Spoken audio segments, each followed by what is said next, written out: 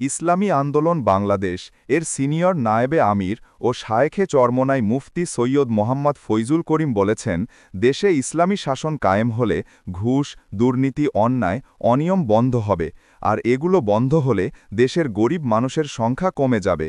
শুক্রবার সন্ধ্যায় খুলনার দিঘলিয়া উপজেলায় ওলামা মাশায়েখ আইম্মা পরিষদ আয়োজিত ওলামা ও সুধী সমাবেশে প্রধান অতিথির বক্তৃতায় তিনি এসব মন্তব্য করেন।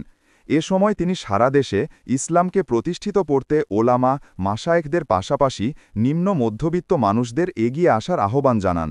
অনুষ্ঠানে মুফতি আজিজুর রহমান সোহেলের সভাপতিত্বে বক্তব্য রাখেন ইসলামী আন্দোলন বাংলাদেশের মহাসচিব অধ্যক্ষ হাফেজ মাওলানা ইউনুস আহমেদ, নায়েবে আমির হাফেজ মাওলানা আব্দুর আওয়াল সহ ওলামাবৃন্দ।